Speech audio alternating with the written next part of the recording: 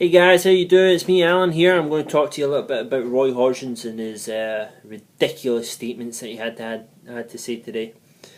Basically saying that he will not be talked to by no manager and who he can pick and who he can't pick for the England team.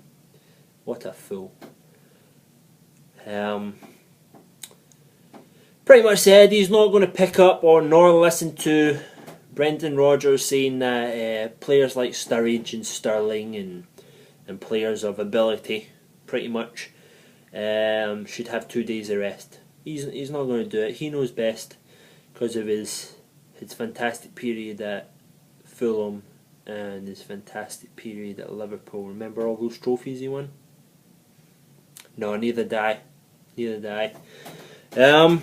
Pretty much say he's not going to get told by no manager who he can pick and who he can't pick. He's going to do whatever he likes. He's going to bring them in. He's going to warm them up like this and all the rest of it. He's going to make them run and run and run until they pull something. Then they'll give them back and then he'll say, "Oh, sorry, this could have happened at any time. It could have happened at any time." You know, most of the time when Liverpool play, you're going to play diddy friendlies against Norway and then train and play a match for 90 minutes in training again the next day, because that's what happens in real life, right? That's what happens match to match, that you play another game straight away, don't you? No.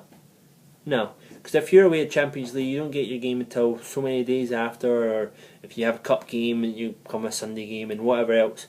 That's why. Because you can't play back-to-back games, you can't do it. You get stupid thigh injuries like Sturridge had to pick up because of a prehistoric, retarded fucking manager that England have. And by the way, if England fans that listen to this video believe that Roy Hodgson is the best that you can get for that team, you need your head looking at, because there's so many better managers than him, so many better accomplished young managers with fresh ideas out there than him, because he's prehistoric. It didn't work at Fulham, they were still mid-table. It didn't work at Liverpool, he won nothing. He set his back a couple of years. He won absolutely nothing. You can't say that Gillette and everybody else, they set his back really, but he didn't help. Not one bit. Useless, so he was. What has he done? Years and years ago when he won a championship out in Europe somewhere, what has he done? What has he done now? Because it was all about what have you done lately. Because people keep on calling for Arsene Wenger's head. No one remembers that he won 2 Premier Leagues with the Invincibles and FA Cups out his rear end and everything like that. No one remembers that. They all want him out, don't they? So why are you sticking with Roy? Useless. He showed you that at the World Cup. He is useless. He cannot adapt to what's going on in the modern game now. He's crap. Look at Scotland. You need to look at Scotland. Right, they brought in Gordon Strachan. Gordon Strachan's been a manager for ages. Very successful at Celtic. Took them to the last 16 in the Champions League for a little team like Celtic. He did really well with them, winning trophies, winning leagues, winning. Because winning breeds winning. Mid-table mediocrity does not breed nothing. It means that you're mediocre. And look at the England team and try and tell me they are not mediocre at the moment. Try and tell me, because you can't. They're mediocre and they were shown up at the World Cup. But look at him. He's adapted. He said, you know what Scotland's going to do? We're going to adopt the way Germany is bringing in players. We're going to change it. We're going to do that. We're going to be a little bit more flexible with how we groom players and the way we play and how we attack. It's not how I used to do it, but this is how we're going to do it now. And he's sticking by that, and they're being successful with it.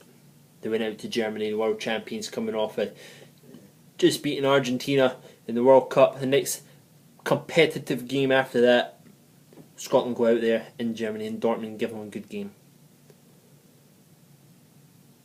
And poor old England is stuck with old boy who hasn't got a clue anymore. Not a Scooby does he have. And all he's going to do is he's going to injure players, he's going to get them hurt, he's going to give them back to teams, he's going to ruin the year for fans like me and you, for your team, for whoever you support. It doesn't have to be Liverpool, because he's already ruined the first half of our season with getting Daniel Sturridge hurt.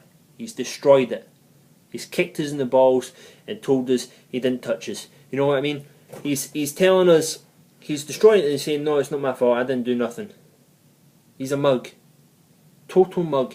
And he's going to do it to every team that he can get his hands on, and they're key players. They're going to come back injured. They're going to pick up knocks because he doesn't know what he's doing. He just doesn't. And the sooner he is out of England, the sooner they will climb back up that ranking table. They will. Because I remember not this rankings that came out, but the one before. England were only one spot above Scotland. And this is the Scotland team that a couple of years ago were behind Iraq in the world rankings. How the fuck can you get behind Iraq? But that's a video for a different day. But this is just reactions to some of the stupid stuff he said.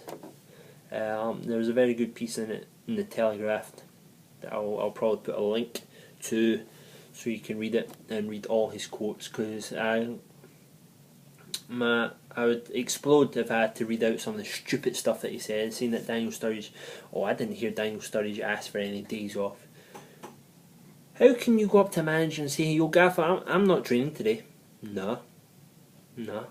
Who's going to do that? Who in their right mind is going to do that? Then he has the audacity to say, "You know what? See, if Sturridge isn't here, he might lose his place." To who? Who's he going to lose his place to? Because you only have 4 strikers in your team. You only have Rooney, who couldn't hit a fucking donkey of a banjo at the moment. You've got Danny fucking Welbeck, and Ricky Lambert, and Sturridge. Tell me, in a 2-striker formation that he likes to play, who the fuck is he going to lose his place to? Muppet. Absolute clown. Anyway, I would love to hear from England fans if you feel that I'm right, because I don't follow a whole bunch of English football nationally. I'm Scottish. I'm a Scottish fan. I live here in the States. I'm a US fan.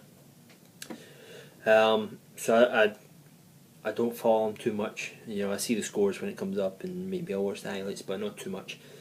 So tell me if you think I'm right, if this is an opinion that you share with me, that Roy Hodgson is slowly dragging your team down, and he's going to take everybody's players with him. Thumbs up the video if you think I'm right. Thumbs down if you think I'm talking drivel, if you think I'm mad, if you think Roy is the best possible manager that England could possibly have at the moment.